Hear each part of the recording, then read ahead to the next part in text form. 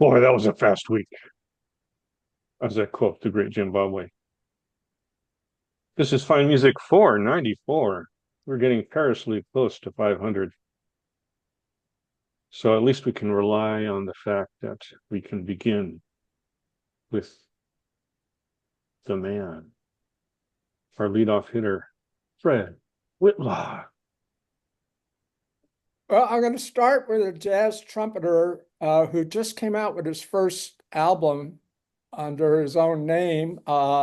New York Times called him a player to pay attention to, and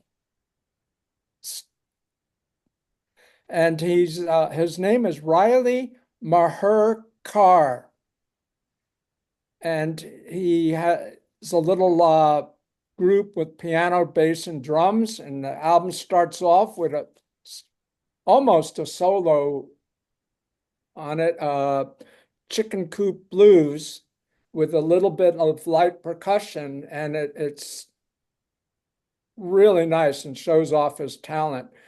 But he's got one foot in jazz tradition and the other foot in future jazz, if you want to call that.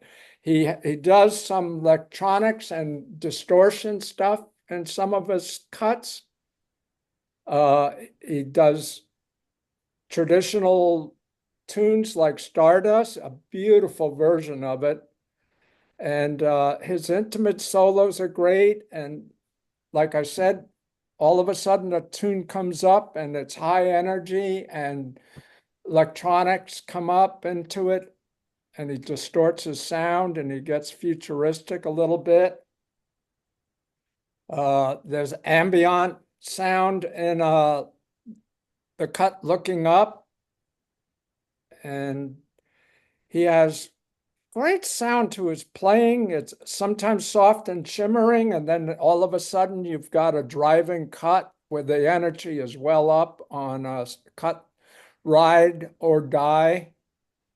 He's dense, earthly, and evocative. I just find this new player really interesting, and I would say pay attention to him because he'll probably be around for quite some time.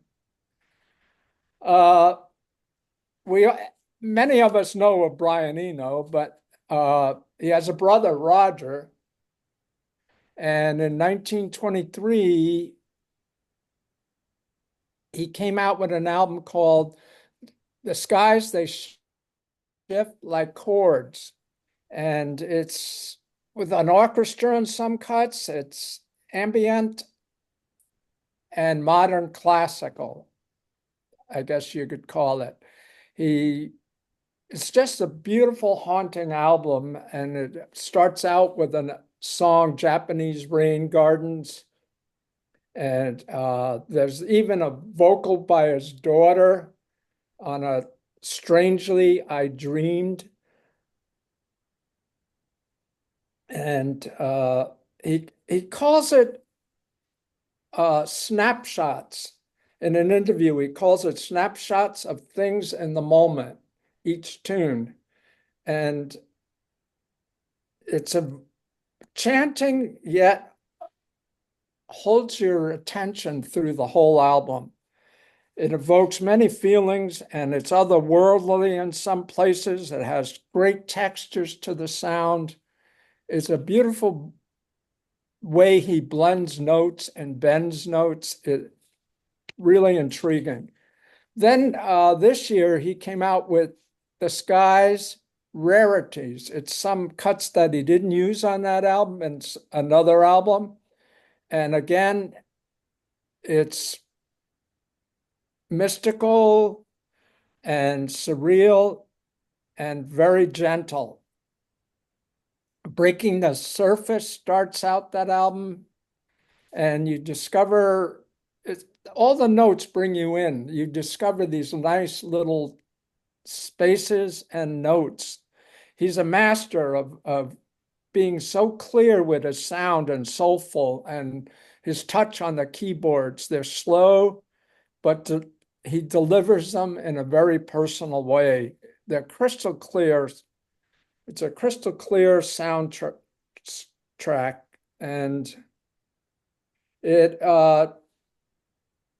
grabs you in a very gentle way, like I said, and brings you in, and you pay attention to it. It's an album to definitely pay attention to. And this led me to another piano player, modern classical guy who almost touches in the ambient way, in the same way that Roger Eno does. His name is Luke Howard. And in 2022, he came out with an album called All of Us. And he had, in 2018, he had Open Heart, which was another good album. But All of Us explores his childhood, he said in an interview, and memories and fragments of relationships.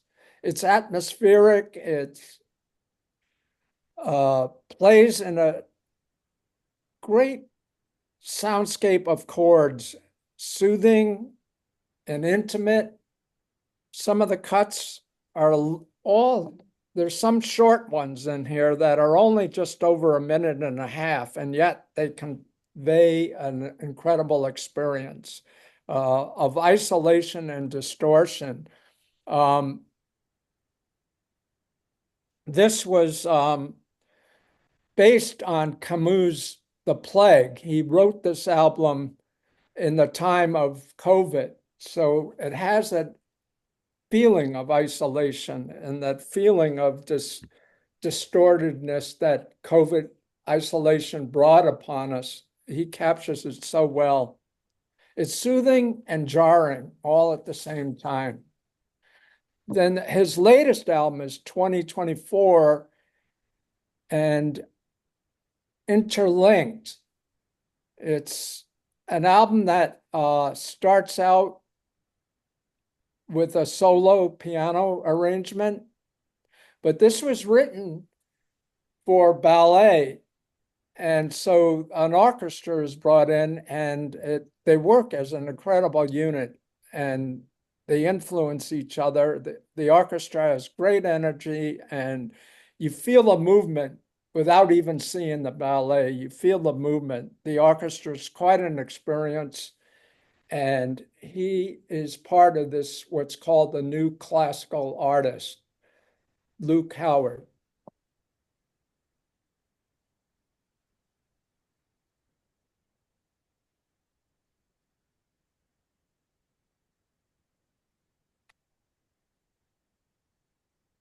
That's it.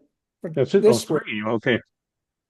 Three You it got is. you got some pretty interesting selection there that piqued my ears. Yeah, I thought I'd go in a different direction. When I started listening to this stuff, I thought, oh, this is different. This is different even for Yeah. me. Mhm. Roger Eno, he goes way back. He's got an Oh album yeah, called he did. Voices. You know that one? He did some things with his brother too. In the early 80s. Voices is a gorgeous album. Oh, Gorgeous.